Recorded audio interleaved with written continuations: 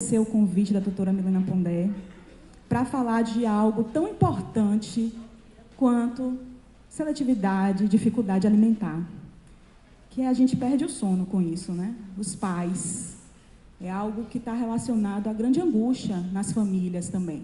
A criança que não come, algo tão fisiológico, que faz parte do nosso dia a dia, necessário para o crescimento e desenvolvimento infantil, não só nesse ciclo de vida, mas em todo o ciclo de vida do ser humano, precisa se alimentar, está bem nutrido. Então, quando um fator interfere nesse processo, de fato, traz um processo de angústia. E não é à toa para ficar bem no início da manhã, né? O pessoal tomou café, está chegando. Então, bora falar de comida, alimento que nutre a nossa vida. Então, bora lá. Já foi apresentada também, então eu já vou passar aqui, mas eu incluo também uma formação que eu fiz pela Universidade da Califórnia, falando especificamente sobre seletividade e dificuldade alimentar, que vocês vão ver daqui para frente também um termo distúrbio alimentar pediátrico. Desde 2019 tem se trazido a respeito dessas questões voltadas para as questões alimentares, as dificuldades em aceitar texturas diferentes, cores diferentes, apresentações diferentes desses alimentos, quanto de força que essa criança precisa muitas vezes entregar para comer, até a capacidade de abrir a boca, mas também fatores associados às questões sensoriais, comportamentais e também às questões fisiológicas, perda de peso associada à questão da dificuldade alimentar, dificuldade no crescimento, atraso nesse crescimento. Então, existem vários fatores fisiológicos também associados a essa questão. E, para começar, gente, é uma figura bonita para animar. Deve ter depois uns lanches aí para vocês fazerem. Mas, para começar, a gente precisa entender o seguinte: a nutrição adequada é fundamental para o desenvolvimento saudável. A pessoa que não se alimenta bem, ela vai ter uma repercussão no seu desenvolvimento. Então, muitas vezes, dentro dessa área TEA, a gente tem uma carga horária, né? Uma carga horária na escola, uma carga horária em terapias. Mas se a criança não tiver garantindo, no mínimo, 80% das suas necessidades nutricionais, em termos de vitaminas, minerais, calorias, energia, vai ter um risco importante para a sua saúde. E não é só isso também. Muitas vezes, e isso já está muito bem documentado, a gente tem uma pesquisa, por exemplo, das macro-regiões do país, do IBGE, de consumo alimentar. E no Brasil, a gente tem um alto consumo, não só no Brasil, no mundo, de alimentos ultraprocessados. E isso leva a um maior risco de doenças crônicas não transmissíveis, diabetes, hipertensão, obesidade.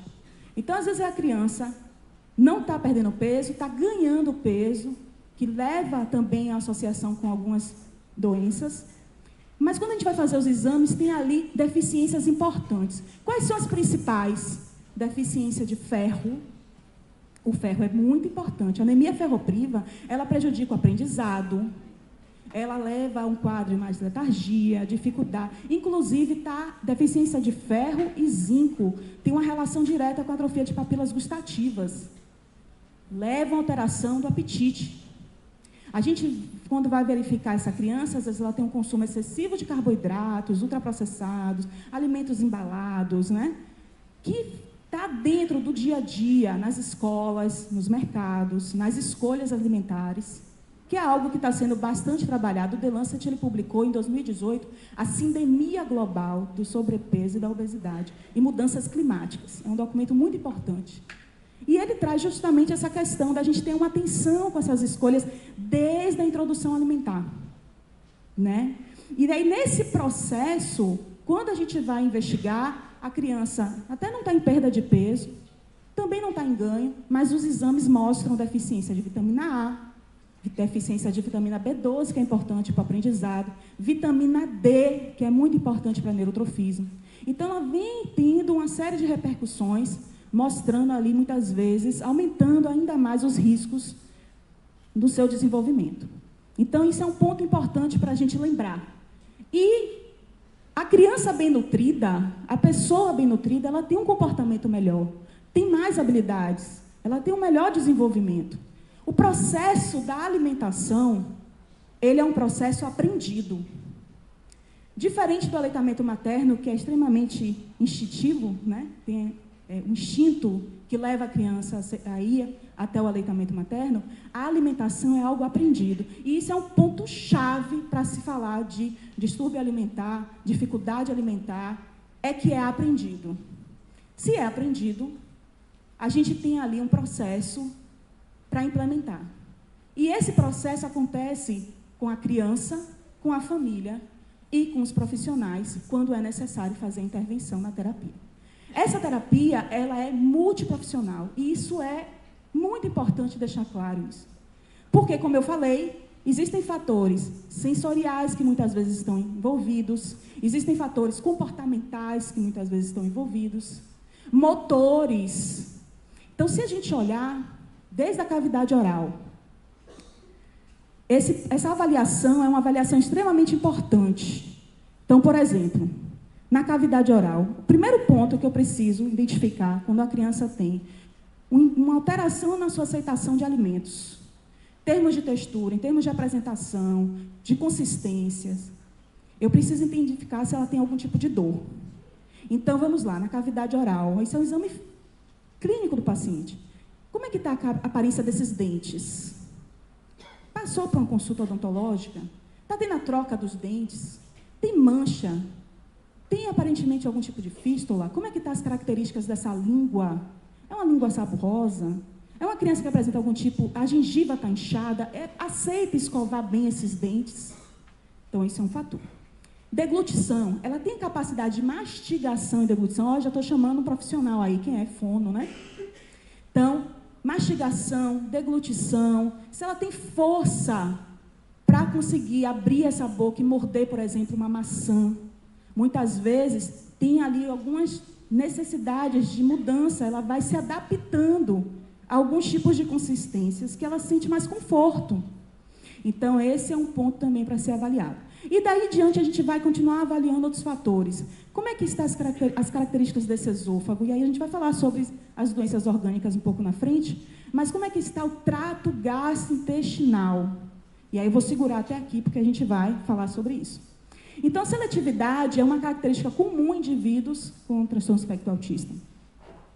A gente vê muitas vezes isso associado a fatores sensoriais ou comportamentais. De fato, é muito presente, refletindo preferências, limitações em relação a certos grupos de alimentos. Ponto importante. Às vezes a criança ele come banana. É uma fruta, mas só come banana. A alta repetição do mesmo alimento é um fator que chama a atenção. O repertório limitado só aceita esses alimentos. E a alta frequência desse consumo. Só quer banana o tempo todo. Então, tudo isso são informações importantes que mostram que tem uma associação com seletividade e dificuldade alimentar. Então, são características que a gente precisa identificar. E ela pode ser influenciada por fatores sensoriais, como eu falei, e diretamente também fatores sociais. Um outro ponto importante, questões econômicas também. Eu atendo no SUS. E, muitas vezes, a variedade dos alimentos que são ofertados não é a mesma, por questões mesmo econômicas. Questões econômicas também podem impactar nessa questão. E isso também tem que chamar a nossa atenção na nossa avaliação. Sociais, quem são esses pares? Quem ajuda essa família? Quem cozinha? Né? E se gosta de cozinhar? Quais são as experiências positivas que essa família tem com alimentos? Porque muitas vezes o pai e a mãe não consomem nenhuma fruta, nenhum vegetal, né? Verbaliza que não gosta. E isso pode ser um reforço tão negativo para essa criança, né? Então, é importante entender qual é o contexto cultural, social, econômico, que também está associado a essas questões alimentares. Esse quadro foi publicado pela Sociedade Brasileira de Pediatria. Esse documento é um documento publicado em 2022, que é o Guia de Orientações das Dificuldades Alimentares. Ele é um guia muito legal, que traz uma série de orientações e está disponível no Google, é só colocar dificuldades alimentares, Sociedade Brasileira de Pediatria, que vocês vão receber ali um manual. E está bem atualizado. E ele traz esse quadro, que é da Patrícia Junqueira, que é uma fonoaudióloga muito conhecida na área de seletividade e dificuldade alimentar. E traz uma diferença, não é a mesma coisa. A gente tem muitas pessoas seletivas. Se eu perguntar aqui para vocês, provavelmente eu tenho pessoas aqui com seletividade alimentar, que não aceita determinada textura, que não às vezes só aceita os mesmos alimentos, não come todas as frutas. E existe também a preferência do sujeito, né? Tem coisas que às vezes a pessoa não vai comer porque não gosta mesmo e está tudo bem também. O que a gente precisa avaliar é se todos os grupos de alimentos eles estão inseridos e se esse desenvolvimento está adequado em termos de crescimento, em termos de exames, em termos de comportamento. Então, todos esses fatores vão estar associados.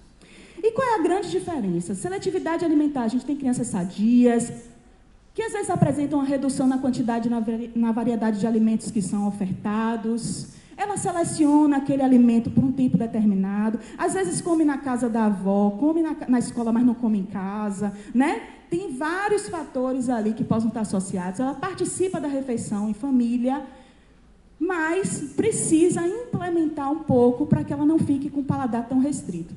Naturalmente, na pediatria, entre os 2 anos de idade até os 4 anos, a gente tem uma alteração no paladar da criança. A velocidade de crescimento diminui. Então, no primeiro ano de vida, a criança aceita muito bem os alimentos. E depois, ela tem naturalmente um ajuste nessa aceitação, que é algo fisiológico, natural, porque a velocidade de crescimento e desenvolvimento também diminui. Então, ela não tem tanta necessidade de comer tanto assim como era no primeiro ano, volume mais alto de mamadeiras e tudo mais que às vezes aceita, ou tempo no peito. Vai se ajustando com o tempo. Mas o que chama atenção é a neofobia, a não aceitação de novos alimentos, é a recusa. E aí a gente tem que ter uma atenção. Na dificuldade alimentar, a gente já tem um comprometimento no estado nutricional, associado à aceitação de alimentos. E que comprometimento é esse? Não é só peso e altura, que a gente avalia pelas curvas da Organização Mundial da Saúde, no cartão da criança, mas também de exames, de micronutrientes. Então, existem outros fatores associados a esse comprometimento do estado nutricional.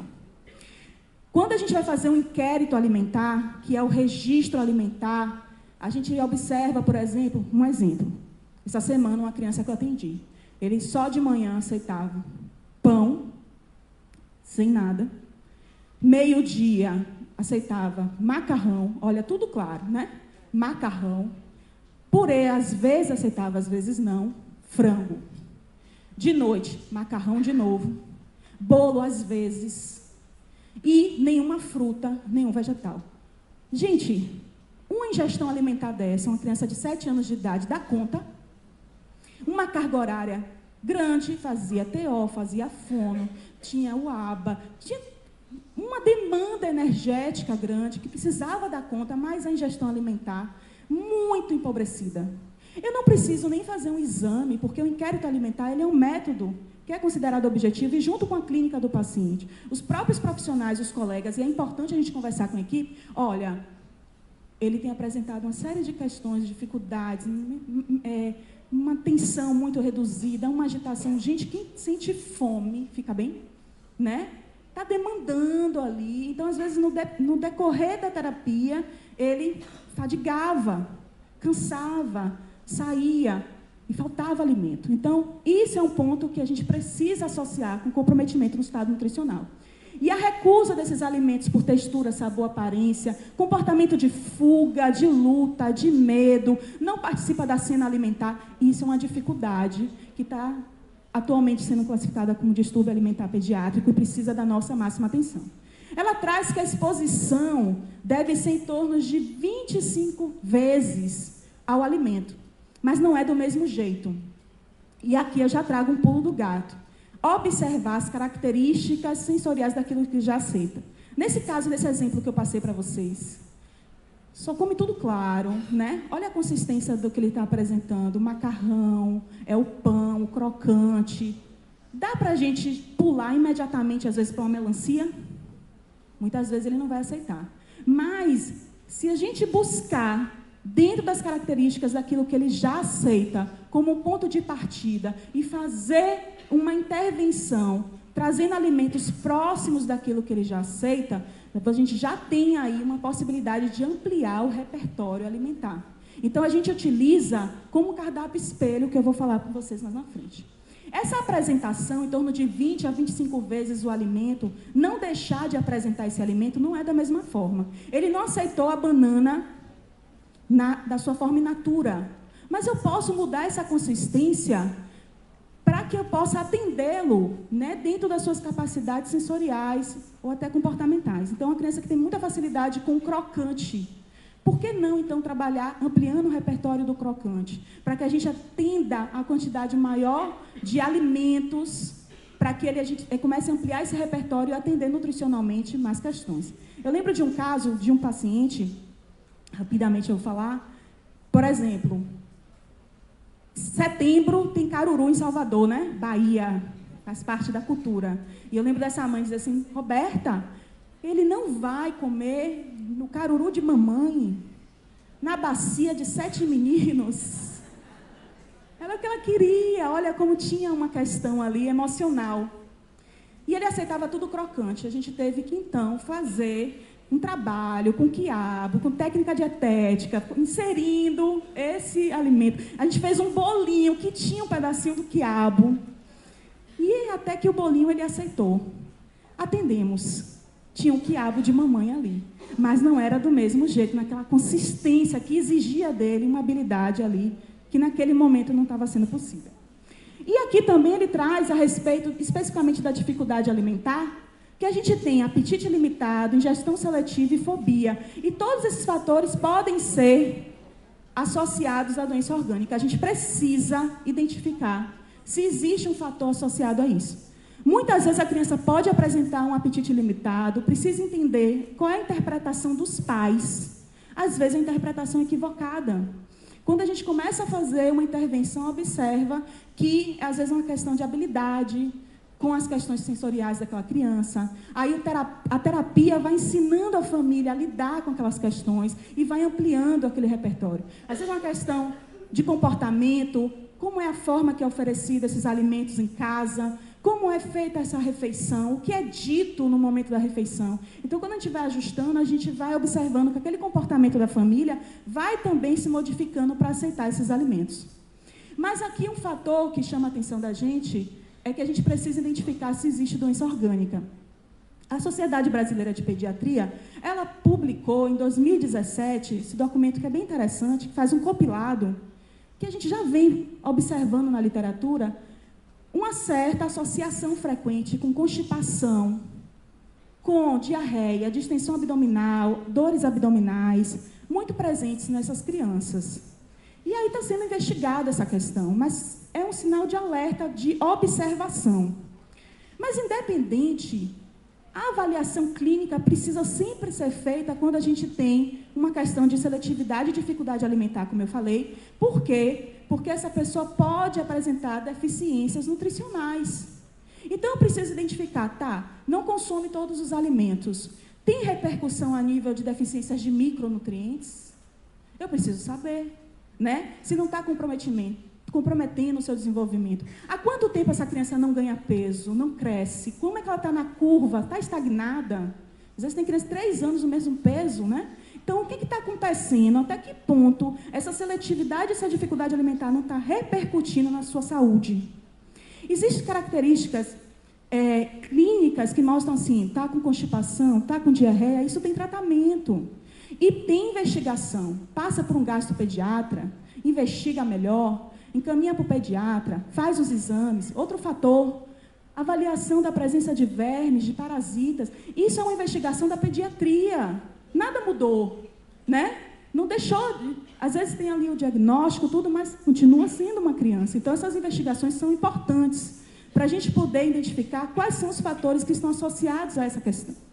Então, a gente tem algumas pesquisas interessantes, são muitas, se vocês colocarem no PubMed essa relação das alterações gastrointestinais, ou as questões associadas a deficiências de nutrientes, associadas à seletividade e dificuldade alimentar. A gente tem muitos artigos.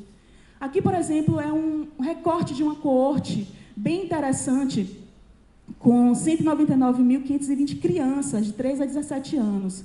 É uma pesquisa nacional dos Estados Unidos, e eles já observaram que ali tem realmente uma presença grande de alergias alimentares, respiratórias, cutâneas, com a maior probabilidade em pessoas com TEA. Então, a gente precisa identificar. Existe dieta recomendada para todo mundo? Não. A avaliação é individualizada sempre. Há um tempo, saiu, em 2016, 2017, foi um período tenebroso para a nutrição. Por quê? Porque vinculou que tinha que tirar leite, tinha que tirar glúten, era uma coisa assim, geral para todo mundo. E muitas vezes a gente recebia no consultório assim, ó, doutora, eu já tirei leite, já tirei glúten, mas a criança comia biscoito de polvilho o dia todo. Então, até que ponto? Qual é o critério que foi avaliado? A gente tem um consenso de alergia alimentar que precisa ser investigado, porque a exclusão de um alimento e a introdução de um alimento é complexo. Muitas vezes, aquela criança só aceita aquele alimento. Se a gente for excluir, como é que vai ser? Então, tem que ter muito cuidado, porque muitas vezes ela fica ainda mais restrita ao seu paladar.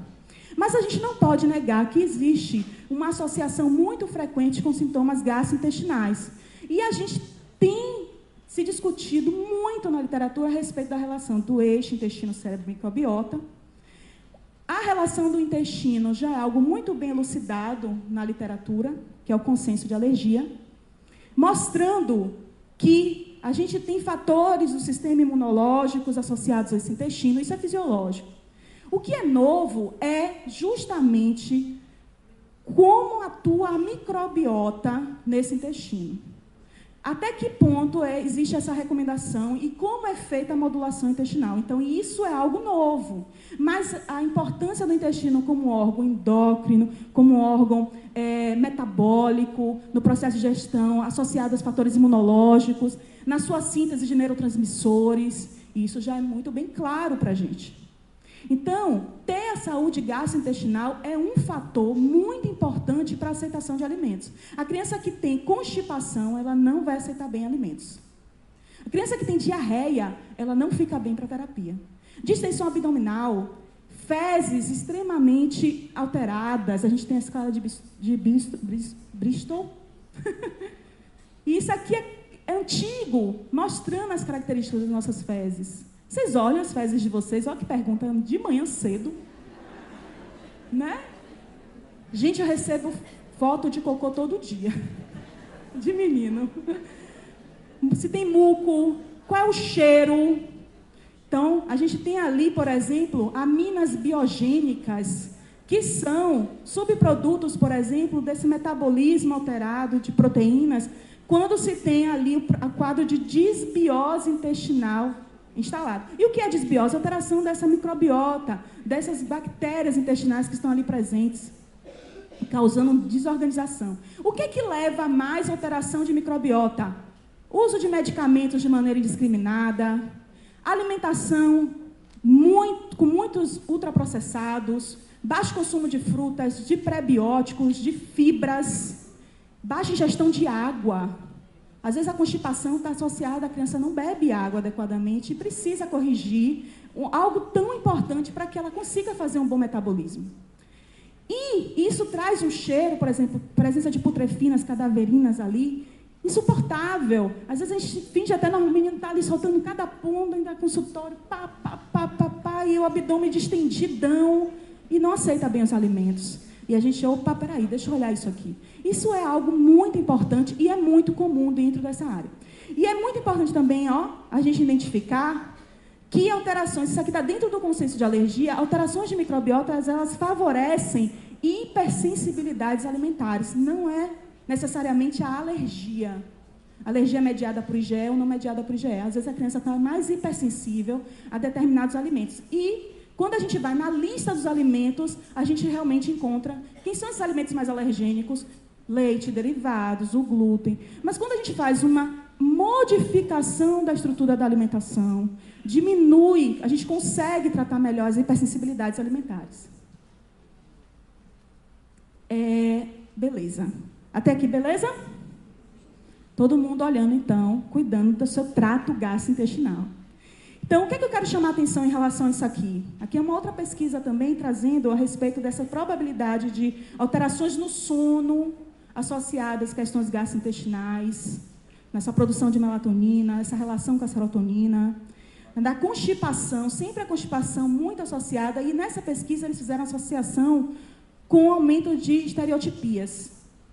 Ou seja, o trato gastrointestinal impactando nessas questões comportamentais, no bem-estar físico, no bem-estar orgânico desse indivíduo. E como é muito comum, é algo que a gente precisa identificar no nosso paciente. Saber se ele tem essas alterações e quanto que isso pode impactar na aceitação de alimentos. Então, a investigação. Já passa tão rápido, né? Então, para lá. Do ponto de vista, então, de tratamento, das estratégias. Um ponto importante para identificar. Eu já sei que existe a questão orgânica, já organizei essa questão de vitaminas. Se tem deficiências nutricionais, precisa fazer as correções e muitas vezes precisa lançar mão de suplementos para isso. Muitas vezes não é uma gama de suplementos, a criança nem aceita esse tanto de suplementos. A gente tem que ir dentro da necessidade. Se tem anemia, faz a correção da anemia. Se está com deficiência de vitamina A, faz a correção. Vitamina C. Então é importante a gente identificar isso junto ao inquérito alimentar. Mas também existem fatores sensoriais e questões comportamentais. Dentro do sensorial, aí a gente começa aqui a trabalhar em equipe multidisciplinar. Quais são as características sensoriais dessa criança? É uma criança hiperresponsiva, hiporresponsiva? Como é que ela reage aos estímulos? Porque a alimentação é extremamente sensorial. Se eu abrir aqui uma tangerina agora, lá na ponta vai sentir o cheiro. Não é? Toma conta do ambiente. E isso é um fator importante da gente entender que, muitas vezes, essa adaptação do sensorial vai fazer com que fique mais confortável a criança chegar a um cardápio adaptado. Então, é importante a gente identificar todos os fatores. Do auditivo, às vezes, mastigar, o som da mastigação incomoda. Então, como é que funciona essa questão auditiva, o visual, a aparência dos alimentos?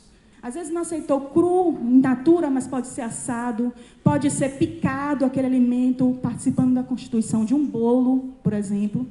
E sempre aumentar a previsibilidade, não pegar de surpresa, trazer uma rotina estruturada, e o visual ajuda muito. E essa criança poder participar dessa refeição, dessa interação com essa família. Aqui eu trouxe a escala labirinto de avaliação comportamental. É uma pesquisa que foi publicada, inclusive, pela doutora Milena, mas ela é bem interessante porque ela traz uma escala de avaliação desse consumo alimentar com esses pontos. Avalia questões associadas à alergia, avalia questões associadas a fatores motores, avalia questões associadas a fobias alimentares. Então, vale a pena conhecer esse artigo. O enriquecimento ambiental também é um ponto muito importante. O local é adequado, a iluminação, a postura, vai se falar de postura. A criança está com o pé no chão, ela está se sentindo confortável a se alimentar. Isso, a estrutura do ambiente é importante. E trazer reforçadores positivos para esse ambiente, para que seja um ambiente mais acolhedor para essa criança no momento da refeição. E aí eu vou trazer um convite para vocês. Como vocês se sentem ao se alimentar? O que é que motiva vocês a aceitar um alimento? Quando vocês olham o alimento, o que é que vocês sentem? Vocês já pararam para perceber qual é o cheiro que tem, qual é a aparência que tem, da onde vem? Vocês conhecem os alimentos que vocês comem? Porque esse reconhecimento traz uma segurança maior para a criança. Quando a gente se apropria, a gente tem condição de conseguir trazer mais verdade nesse processo. Né? Vocês gostam do que comem? Então, esse fator é muito importante. O meu tempo está acabando. 1 minuto. E aqui, a hierarquia. Eu gosto muito dessa tabelinha, porque é uma tabelinha que traz tolerar a presença, olhar, encostar, segurar, se a criança cospe o alimento, qual é a frequência que isso acontece, e aí a gente vai marcando. Sabe qual é o ponto de maior fragilidade que eu percebo nessa questão? É que, muitas vezes, não é assim registrado E aí dá a sensação de que a criança não está tendo nenhuma evolução. E muitas vezes o sucesso terapêutico nessa área é quando ela, pelo menos, permanece aquele alimento, ela não deixa de se alimentar, e também quando a gente consegue introduzir algo novo e que permanece. Então, é importante os registros. Aqui são algumas estratégias de apresentação, que a gente pode ir diminuindo gradualmente os alimentos, mudando as consistências. Outras estratégias de apresentação, modificando gradativamente esses alimentos, isso aqui já foi até falado, o Food Shine, que é justamente apresentar esse alimento de maneira similar. Eu vou adiantar aqui só para mostrar para vocês aqui justamente as estratégias que a gente pode ir no lúdico. O lúdico é muito importante nessa área, para que a gente possa trazer a diversão nesse contexto. E aqui é o cardápio espelho, que entra a estratégia do Food Shine, como eu falei, que é o encadeamento gradativo, considerando as características. Imagine a criança só come isso aqui, maçã, você vai apresentar gradativamente alimentos próximos em consistência, textura e apresentação. Não adianta oferecer muitos alimentos de uma vez. Selecione aqueles alimentos que são mais próximos daquilo que ela já aceita, sempre mantendo aquilo que ela aceita como um reforçador. Então, é maçã, eu posso pensar numa pera, no melão, não tem uma característica parecida, cor parecida, e assim a gente vai ampliando o repertório gradativamente. Os guias o Guia Alimentar da População Brasileira, ele traz uma orientação a respeito de consistência muito importante. E um fator que eu falei para vocês, conhecer a composição de alimentos. A gente tem o Guia Alimentar da População Brasileira, do Ministério da Saúde, que fala tudo, o que é in natura, o que é ultraprocessado, processado, qual é a origem dos alimentos no nosso país, qual é a sazonalidade desses alimentos e como a gente aproveitar isso ao nosso favor para ter mais saúde. Obrigada, gente.